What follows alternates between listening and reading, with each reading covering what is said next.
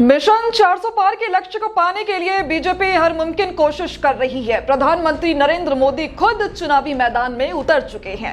मेरठ से चुनाव का आगाज करने के बाद अब पीएम की राजस्थान और उत्तराखंड के दौरे की योजना है, जहां 2014 और 2019 के चुनावों में बीजेपी ने शानदार प्रदर्शन किया था। ऐसे में उसी प्रदर्शन को दोहराने का लक्ष्य लेकर पीएम इन राज्यों में रैलियां करेंगे और जनता को संबोधित करेंगे। पूरे दमखम के साथ पीएम मोदी चुनावी मैदान में उतर चुके हैं। यूपी के मेरठ से मिशन 2024 का आगाज करने के बाद अब वो ऐसे राज्य में उतरे हैं जहां बीजेपी 2014 और 2019 में क्लीन स्वीप कर चुकी है।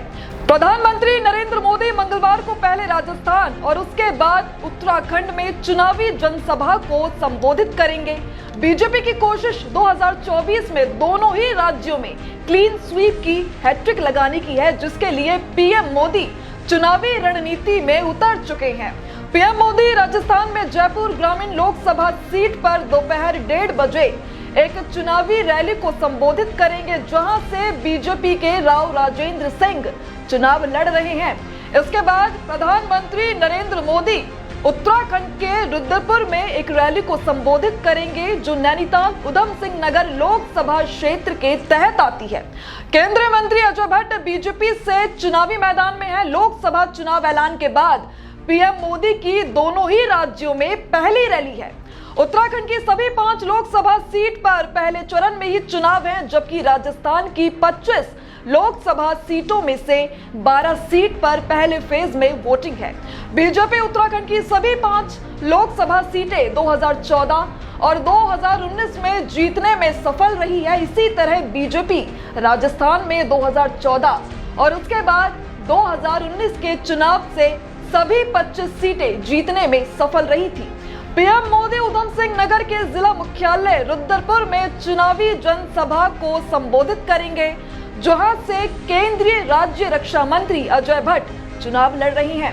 2019 में उत्तराखंड के पूर्व मुख्यमंत्री हरीश रावत को हराकर जीता था। पीएम मोदी रुद्रपुर की रैली के सियासी मायने लगाए जा रही हैं। कुमाऊं की बेल्ट की दोनों लोकसभा सीटों को चुनाव के लिए बेहद महत्वपूर्ण माना जा रहा है।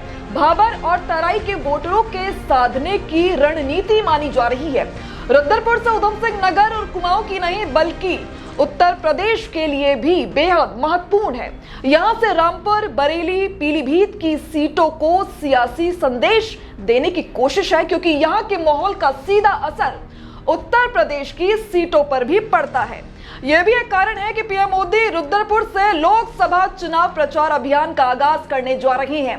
कुमाऊं में प्रचार के लिए फिलहाल कोई बड़ा नेता नहीं पहुंचा है। सीएम पुष्कर सिंह धामी ही कुमाऊं में चुनाव प्रचार की कमान संभाल रहे हैं, जबकि गढ़वाल में बीजेपी के तमाम दिग्गज नेता पहुंच रहे हैं। हाल ही में गढ़वाल में स्मृति ईरानी ने रैली की थी। कुमाऊं, गढ़वाल और जौनसार में तो पार्टी के नेता, स्थानीय नेता धामी सरकार के काम गिनवा कर प्रचार कर रहे हैं। लेकिन अब पीएम मोदी के प्रचार में उतरने से बीजेपी के चुनावी अभियान को धार मिलेगी। माना जा रहा है कि भाबर और तराई में लोगों का भरोसा जीतने के लिए पीएम मोदी की रैली रखी गई है, जिसका मुख्य कारण इस क्षेत्र का जातीय समीकरण है। खास बात है कि हल्द्वानी और रुद्रपुर नैनीताल लोकसभा सीट के अंदर 2 ऐसे बड़े शहर हैं जो पलायन का मुख्य अड्डा भी माने जाते हैं।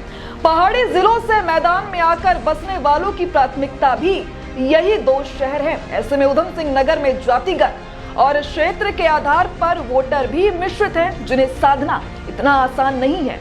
इसके साथ ही यहाँ पर मुस्लिम वोटरों की संख्या भी ज्यादा है। ऐसे में देखना है कि पीएम मोदी अपनी रैली के दौरान किस तरह से सियासी एजेंडा सेट करते हैं।